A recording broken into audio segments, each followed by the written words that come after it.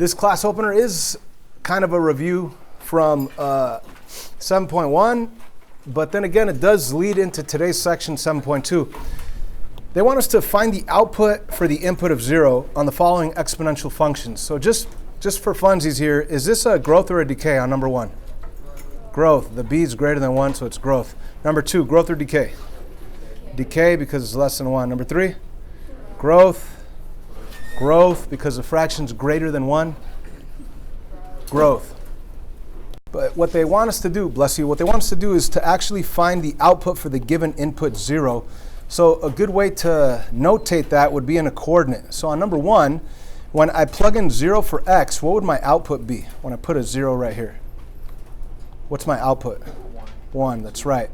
On number 2, when I put in 0 for x, what's my output going to be? 3, that's right, good. How about number 3? When I input 0, what's my output going to be when I put in a 0 right there? 1/2, all right. We're doing all right. You guys are catching on. When I put a 0 right here, what's my output going to be? -2. And of course, why? Because when I plug in a 0 right here, anything, doesn't matter what this is, anything to the 0 power is 1, and 1 times this a value is that a value, -2. So this next one, for my input 0, what do I get as an output? -3/4. So what could you guys conclude from this? When you don't have an h or k and you input 0, what's your output going to be? Your a value, that's exactly right. So y equals a times b to the x power. When you don't have a h or a k, when you input 0, b to the 0, anything to the 0 becomes 1, and then 1 times a will be your output a. Okay? So we did this little exercise because that's what they're going to ask us to do on today's lesson. Just a portion of it. So there's that important detail. You might as well jot it down. If you input 0, your output will be the a value when there is no h or k. So you might want to jot down y equals a times b to the power of x. There is no h or k. And when you input 0, your output will be a. Which makes total sense because anything to the 0 power is 1, and 1 times a will be a. Now, when is this truth going to come in handy? When I ask you a question like this. Write an exponential equation that passes through the following points, 0, 3, and 324. So before solving this problem, I want to reiterate that when you don't have h or k, when this is your exponential growth or decay function, y equals a times b to the x, whenever you plug in 0 into your x value, which is your input, it'll be b to the 0, which anything to the 0 power is 1, and then 1 times a will be the output a. So when you have 0 as the input and any number right here as the output, that any number will be your value of a. Okay, so right here, they're indirectly giving you the a value. We know that this guy has an a value of 3. Okay, so that coordinate 0, 3, they're really telling you a equals 3. Now the other coordinate, they're telling you that you just have a point, the x value is 3, the y value is 24. And that's on the exponential growth or decay function, whatever it may be, depending on b.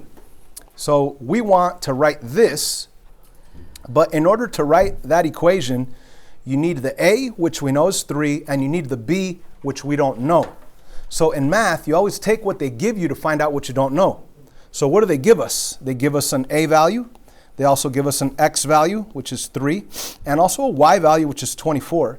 And we're going to plug it all into y equals a times b to the x. So instead of y, what am I going to write? 24. Right? The y value is 24. Equals the a value. What's the a value? We indirectly know that a is 3 based on the coordinate 0, 3. And the b value we don't know, so I'm going to just leave it as parenthesis b, and to the x power, but what is the x power? 3, right? So a is 3, x is 3, y is 24. We just plugged in the 24, the 3, and the 3, and we have that equation. And now we could actually solve for b. So let's solve for b. it really says 3 times b to the third. I want to get rid of that multiplication of 3. What do? Divided by 3 cancels out. What you do to one side, do to the other side. Your new equation will be, this becomes 8. 8 equals b to the third power. How do you get rid of the power of 3 on an equation? The cube root, right? If you had a square, you do a square root. If you had the power of 4, you use a fourth root. Power of 5, you use a fifth root to get rid of it. Right here, we do have the power of 3, so I'm going to use the third root. And what I do to one side, I must do to the other side. So the third root of 8 really is 2, and now we know what b is. b equals 2. Yay? So what do we know here? We know our a value. They indirectly gave us that. That was 3. Our b value, which we found out was 2, by plugging in x, y, and a and solving for b. So now we have enough information to write our equation in y equals a times b to the x power. So my actual answer, my equation where they tell us to write an exponential equation, that exponential equation will be y equals the a value's 3, the b value's 2 to the x power, no h and k, no h or k. So there's my answer for that exponential growth function. If you wanted to, you could actually plug in the number 3, work it all out, and it will give you 24 as the output. Do we get that? I hope so. Now, I want to show you how they asked those exact identical things on the homework today. The middle section, check it out. Write an exponential function for the graph that passes through the given points. All right? So they give you one point that's 0, 5. So everybody jot down number 7, even though you don't have the worksheet in front of you. Go ahead and jot down that number 7. And they want us to write an exponential growth or decay function without the h and k. That's y equals a times b to the x power. There is no minus h or plus k on this one. We're just going to leave it like that. And when there's no h and k, we could just say that if your input's 0, your output's 5. That means that your output's really the a value. Again, let me just, if this input is 0, because this x value is 0, b to the 0 is 1. 1 times a will be a. So right here, they're indirectly telling you that the a value is 5. Okay, so we know that the a value is 5. They also give us an x value and a y value. The x value is 4. The y value is 3,125. Yay, fun. So we're going to rewrite this equation, y equals a times b to the x, but plugging in those numbers. So instead of y, I'm going to write the 3,125 equals a is 5, times the base, which we don't know the base yet. That's what we're going to find out, to the power of x. And we know that that power of x is going to be the power of 4 based on that coordinate that they give us. So now let's solve this problem. Of course, calculators are very nice to have. When you get rid of that multiplication of 5, you divide 3,125 by 5, you will get 625. So 625 equals b to the 4th power. To get rid of the power of 4, you're going to apply the 4th root. Now what you do to one side, you do to the other side. And if you apply the 4th root on 625 with the calculator, you will get the answer 5 equals that b. 5 times 5 is 25. 25 times 5 is 125. And 125 times 5 is 625. So there's your b value. And now that you know your a value indirectly from the 0, 5 coordinate, and you solve for your b value, now you could actually write your equation in y equals b to the x power. So my final equation will be y equals a times b to the x power, where a is 5, b is also 5 in this case, to the x power. So this was just a coincidence that the a value actually equaled the b value. That doesn't always happen.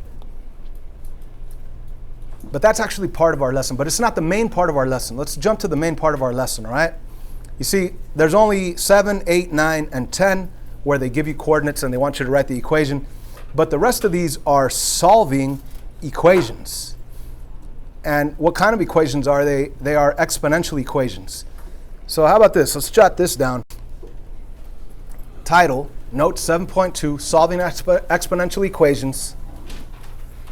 And let's begin with some easy stuff, as in copying down this. Number 1, you have an equation. It's an exponential equation. They call this an exponential equation because the x is as an exponent.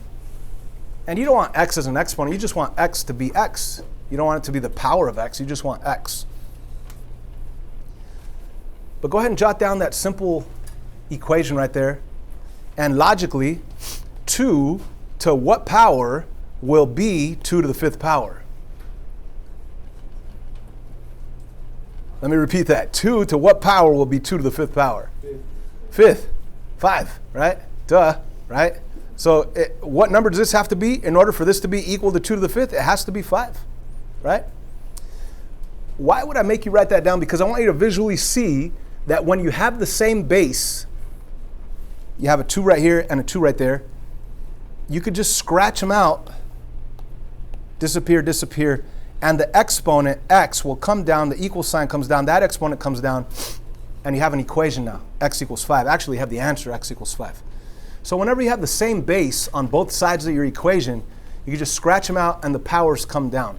Now, where does that come from? It comes from the truth that 2 to what power is equal to 2 to the 5th. If you have the same base, these powers have to be exactly the same. X has to equal 5. That's why we wrote x equals 5. Let's get this out of the way. Let's copy down this next one. It's a little bit more fun. 2 to the 2x power equals 2 to the 10th power. Still ridiculously easy. What's the answer going to be there, guys? 5. X equals 5, right? Again, because you have a base 2 and a base 2, we could just scratch them out. Why could we scratch them out? Because I know that if these are the same, then these exponents have to be equal to each other. So that's why I could just do this. I could make it disappear, disappear, scratch it out, scratch it out. 2x comes down equals 10, and when I solve that, I will get x equals 5. It might have been in Algebra 1, but don't worry, we'll make it a lot more fun right here in Algebra 2. Number 3, write that down. 2 to the 3x power equals 8. Now, could I scratch out the 2 with the 8? No, they're not the same number. So this whole entire section is about manipulating numbers, right? That's the key to this section. You need to be able to look at that 8 and say, you know what, I could rewrite that 8 as that base 2 to a certain power. What's 8 really? Yeah, that's right. 8 is really 2 to the 3rd power. So let me rewrite this whole thing. Instead of 8, I wrote 2 to the 3rd, and over here on the left side, I have 2 to the 3x. So now that I have base 2 on the left side, base 2 on the right side, I know that this exponent has to equal this exponent. So now I could actually scratch out the 2's, and the exponents come down, and you have your nice, simple equation. So what is x really when you solve that? Yep, it's 1. X equals 1. You're basically trying to get that same base on both sides. Because this was a 2, I changed this to a 2. Why? Because I eliminate the bases and the exponents come down. So that's the whole meat and potatoes of today's lesson. Manipulating the bases so they could look the same. Now sometimes you'll be able to manipulate one to look like the other. Sometimes you have to manipulate both. Let me give you an example of that. Copy that one down, please. Actually, we don't have to manipulate both, but this is definitely more interesting. Why? Because we have a fraction. Now, my base over here is 2. Is there any way I could write 4 as base 2? So we are going to have to move this up. So do we want to move it up now, or do we want to first change it to a 2 squared? What do you guys want to do? Move it up first, or change it to a 2 squared first? Let's change it. All right. So this 4, since I have a 2 right here, see, I like that 2. I have 2 to the x equals, now instead of 4, I'm going to rewrite this guy as 1 over 2 squared. Why? Because at least I now have a base 2, but then again, this is a fraction, and this is not a fraction. So after changing the 4 to a 2 squared, I now am going to take this 2 squared, and using the rule of exponents, where you have negative exponents, you move it to the other side, I'm going to move it up. All I need to do is change that exponent to become negative. So on the left side, I still have 2 to the x And now on the right side, I will have 2, let me do it in blue actually, 2 to the negative 2 power. You guys see how I moved that 2 squared from the bottom to the top and that exponent became negative? That's from the rule of negative exponents.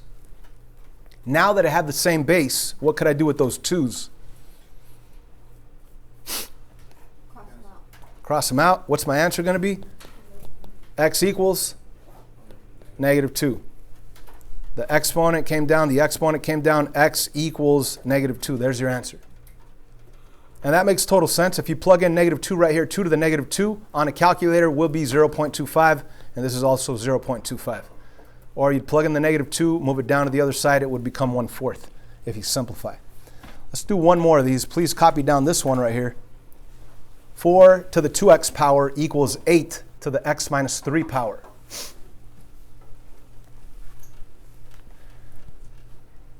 Could I change 8 to become 4 squared? Is 4 squared equal to 8? No. So I cannot change the 8 to become a 4. All right. So could I change 4 to become anything else? Any other base? Yeah, 2 squared, right? So check this out, guys. Let's take this 4. Everybody take that 4, and let's rewrite it as 2 squared instead of 4. Now you still have that outside 2x power. And over here, let's take this 8 and let's change that to be a what? 2 to the 3rd. And you still have that outside x minus 3 power. And of course, this equal sign is still right there between the two. So what do we have here on the left side? We have 2 to the 2nd to the 2x power. Let's use that rule of exponents that if you have a power to a power, what do? Multiply. Power to a power, you multiply. So what we're really going to have is the base 2 to the power of what? 4x. And on the right side, we have that same base 2 to the power of, now this one's a little bit more tricky because a power to a power you multiply, 3 times x is 3x. 3 times negative 3 is negative 9. So you actually have to distribute that 3 to the power of x minus 3. It's a binomial. You have to multiply it, which means distribute. And now, finally, that we have the same base 2, we could eliminate those 2's, and the equation becomes 4x equals 3x minus 9. And now let's solve that guy. Subtract 3x, subtract 3x. You're going to end up with one single x equaling negative 9. There's your answer to that exponential equation. So this whole section is about looking at your bases and seeing if you could manipulate them to become the same base. All right? And once you have that same base, you could eliminate those bases, exponents come down, and that's how you end up with a simple algebra 1 equation. So here's our worksheet. Looking at this worksheet, go ahead and pick one, 1 through 6. Anyone, 1 through 6. 3? 3 is fairly easy. Why not? Let's do 3. It's a good one to start with. As you can see, this base is 3. What's this base? It's 9. I don't like 9. I want it to become a 3. So let's put, just to stay organized, put some parentheses right there, and let's change that 9 to become what? 3 to the 2nd. Yay? And you still have the power of x plus 28. And now that we have a power to a power, we're going to multiply 2 times x and 2 times 28. So my new right side of the equation will be 3 to the power of 2x plus, what is that, 56? Yay? And on the left side of the equation, we already have the base 3. That's great. And it's to the power of x minus 4. Now that we have the same exact base on both sides of the equation, what could I do? Eliminate those bases, because we know that 3 to this power equals 3 to this power. These powers have to be the same. So let me write that. These powers have to be the same. And now you just solve the way you normally would, right? Minus 2x, minus 2x. You're going to end up with negative x minus 4 equals 56.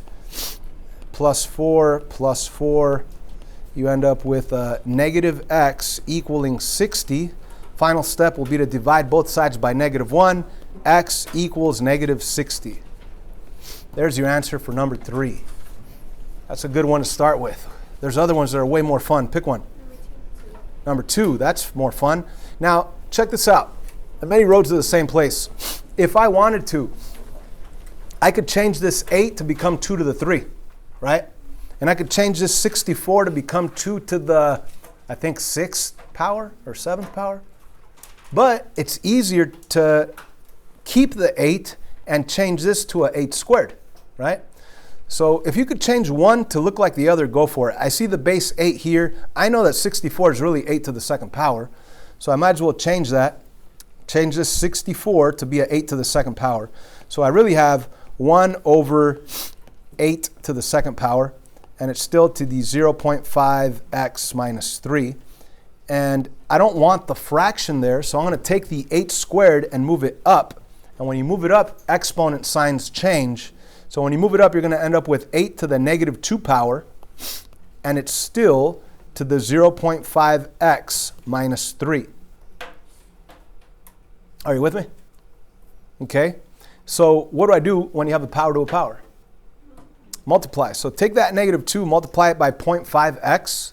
What's that going to be? That's going to be negative 1x. And how about when you say negative 2 times negative 3? Positive 6. All right, so we really have, instead of this nasty left side, I really have 8 to the negative x plus 6 power. Equals 8 to the 9x minus 2 power.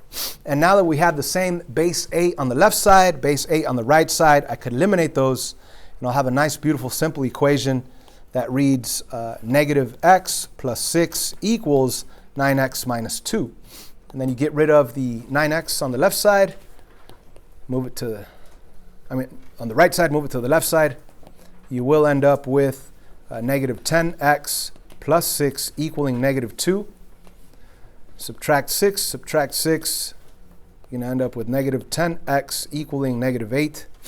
Dividing by negative 10, dividing by negative 10, x equals positive 8/10, which reduces down to positive 4/5. Now, for some reason, I don't know why, but on the back, they show the solution as x equals 0.8, which is the same exact answer, because 0.8, if you read it correctly, it's read as 8/10. It's in the 10th position. 8/10 reduces down to 4/5 anyway.